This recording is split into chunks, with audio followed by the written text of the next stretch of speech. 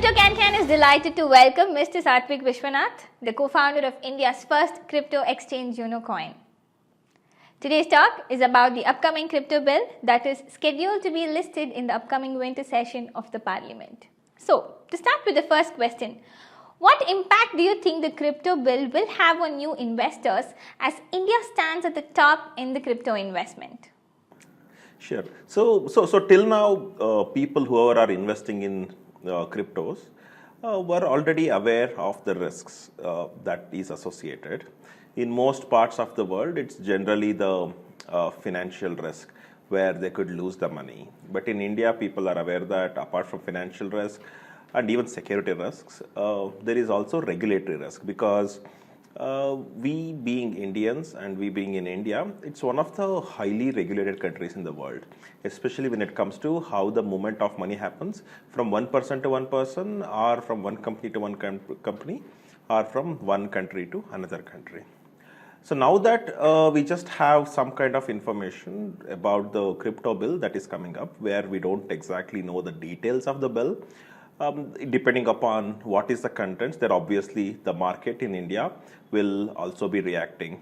I believe as long as the crypto is not fully banned, there will definitely be a huge inflow of population who want to actually get involved. So there are a big number of people who are on the fence and don't want to get on this because they don't know how the regulation will turn towards, and obviously for everyone, the money that they'll be investing, it will be a risk capital and they should be aware of it.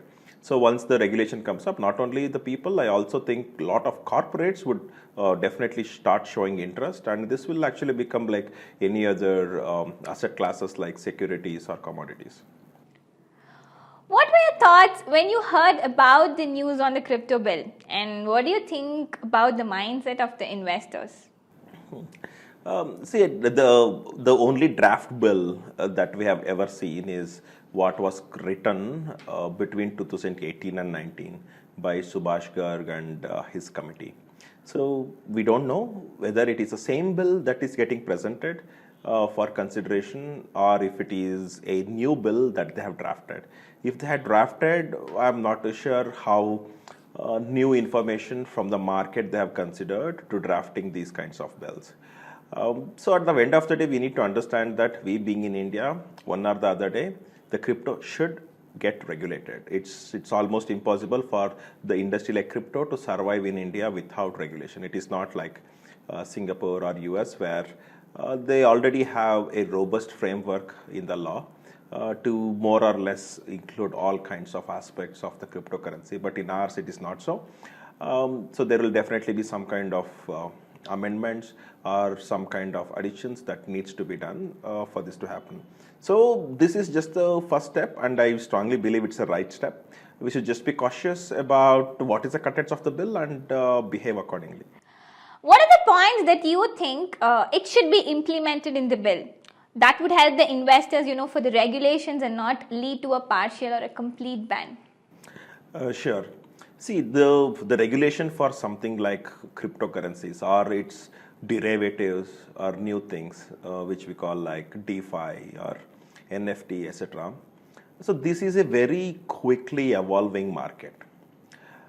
So the government will also, apart from seeing what normal cryptocurrency would do, they also have to see what are the new things coming up and if the present regime or the framework that they are trying to put would be able to help them as well, and which is a very, very tedious process.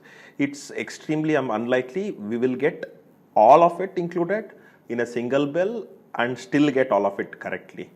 So there is definitely a moving target here as the industry continue to evolve, and one step at a time we may have to amend it and make sure that it is followed by the rest of the nation. Without this, we won't be able to regulate it. If it cannot regulate it, it won't. People will not have enough confidence in whatever they are trying to do, and this will continue to be in the gray area, which we don't want it that way in a country like India. So the first thing that they will have to do, let's say when they are writing the regulation, is how they want to categorize it. Whether they'll be doing it like an asset or a currency, or like a commodity or a security, or it may be just a simple digital existence of some kind of number. So this should be first of all categorized. So once that is put in place, the few other clarities are obtained, which is like direct and indirect taxation. So how will the GST applicable for it? And if people make gain, then what kind of income tax is applicable for it? Whether it will be eligible for long-term and short-term capital gains or not? And what kind of exposure does this come for some kind of FEMA regulation and such? So these will get kind of clarity as soon as the categorization is made. But on the other side, this industry being quite unregulated in nature, I mean, we claim that we are doing the KYC documentation, and then we are making sure every transaction is happening through bank account. So there are like a number of claims that we do, even saying that we never have our customers pay us in cash, nor we pay them back in cash. So there is always added trail in the bank, etc. But who is checking it? So no one is checking it. It is just like what we are claiming. And even if we kind of do something else from our own claim, then we still, like, we are unregulated. It's still fine, right? So eventually, if there is no enforcement, then one step at a time, the companies will also start looking at other directions of how to increase the customers, how to increase the business, etc. So these also have to be in the bill to say what are the different aspects of the law and regulation that exists on the law of the land today to be followed by the exchanges and the businesses, so that there is someone who would come and check, like how we have income tax department, or it could be ED department. So there should be some kind of department who could come and make sure that our claims are right, and we are doing whatever it takes to make sure we are following the same draft bill regulations, whatever they have given, it is being followed. So these things again will not happen in a short period of time. I am hoping that to get it right, but not as a ban, but in a proper regulated manner, we are talking about taking more than a few years at least. In this panic and uncertain situation where the holders are, so what would be your current advice? So whatever we are seeing is just the market's reaction for the 2 or 3 lines of the agenda item that is there in the long list of what all are the ones the Parliament want to consider and pass during this winter session. So we are trying to read too much between the lines, and there is a lot of terms there like private cryptocurrency, which we don't know the exact definition for. And at the other side, this is the same heading or the title of the bill that was also there in the previous session that got over in March, and that time this was not taken up for discussion. And because maybe it was considered as pending at that time, maybe we have it now to be considered. See, I cannot react for how the market is reacting because it's up to the market. We don't know whether there is some kind of really bad news waiting for us. So whatever it is, there will be a panic if that happens, and people who don't want to wait till that point of time would have reacted today because they want to find some buyer to just sell it to. The interesting aspect that we will have to consider here is even if the government gives 3 months time or 6 months time, the normal investor who would have invested maybe 20,000 or 50,000 rupees, it's unlikely he will be able to figure out the best way to sell his crypto at market price. You will end up selling for someone else who is trying to accumulate, and he trying to liquidate it in some other countries, because if everyone is selling, who would be buying, right? So that's kind of, it will end up in a very tricky situation, and the price of it would go down over a period of time, and eventually the people who are able to put some money on the table and buy these kinds of cryptocurrencies for cheaper, they will have to figure out how to again get back the money. The good thing about this is whatever happens in India is not going to happen the same thing in the rest of the world. So there is definitely a lot of countries which will welcome this kind of transactions, either for its economy or to keep the money circulation active in the country. There are some countries which have treated this like a legal tender itself. So I don't think finding a few countries where without violating any kind of regulation in that country, they will be able to liquidate these kinds of funds and getting back the real rupees or dollars or whatever it takes. So for time being, I think at least till, it's still a risk-oriented or risk-associated thing, but at least we should know the contents of the bill before we kind of take any kind of stance. So this is one question which everybody have in their mind. What if the ban becomes real? So what will be the situation of the current holders or investors?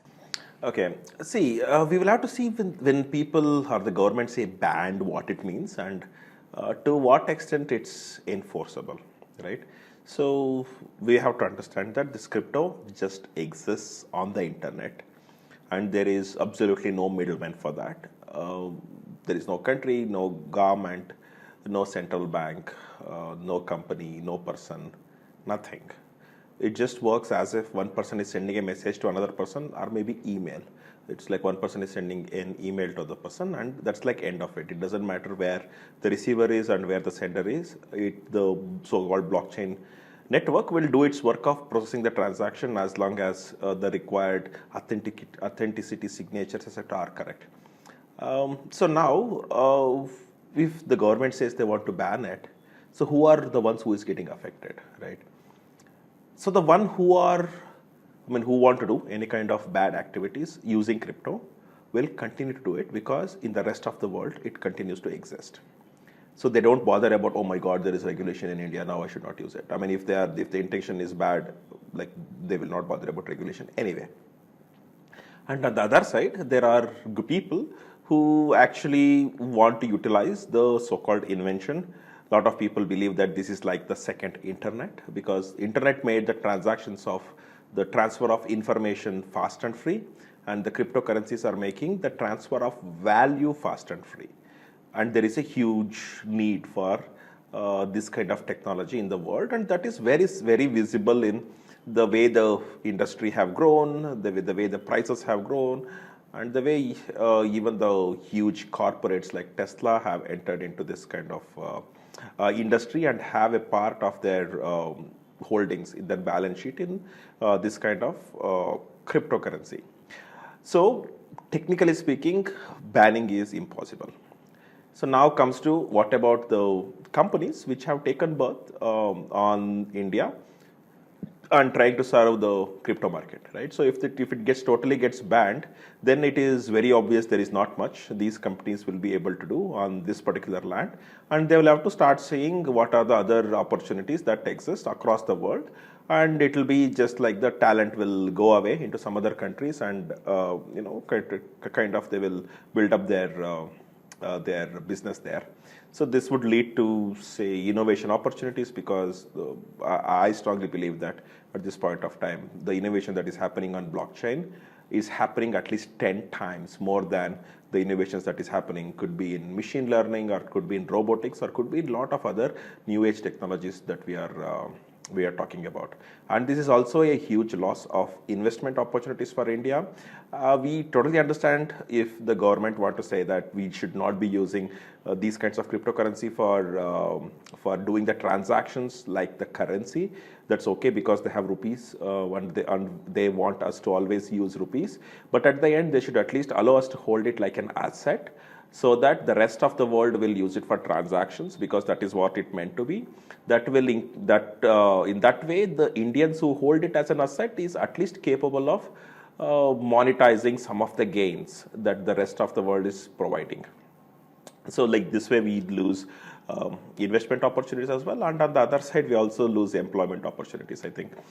So as of now, as we speak, there are about 300 and odd different crypto based companies in India, and different companies employing different number of number of employees, and that pretty much stands more than 10,000, and it is kind of the way the entire industry is growing, we may have as much as 8 lakh such kind of employment opportunities by 2030. So that's a huge amount of employment that will be available for a country like India. And the other thing is, if you just see from the government angle, there is a huge tax benefit that they'll be able to get from this, which is kind of gone. And also because they decided they don't want this cryptocurrency or crypto industries within the country, we as a country will continue to lag behind as compared to the rest of the world, especially when it is competitive environment on the internet day by day. So it is just that the service provider would just go away to some other countries and provide the services there. It is lost for India. So to end up with, what do you think can be the tax implications if there is no ban? See, today we are talking about cryptocurrencies as if they are assets, right? So that is more similar to how we have gold in India, right? So trying to tax it at 18% would definitely kill the industry. You cannot have GST to be 18% for both buying and selling. So it has to be in terms of maybe 2% or 3% for this to kind of exist, and that is kind of acceptable, right? So this is about, say, the direct taxation. And whenever there is a gain that a trader is making, then he should be subject to the tax deduction at source. If possible, at the exchange itself, or as soon as he gets it, he would obviously pay something called the advance tax, right? So that will come as a part of his income tax calculation. So if it is looking at it as an asset, then we also have short-term and long-term capital gains, depending upon how frequently he's trading.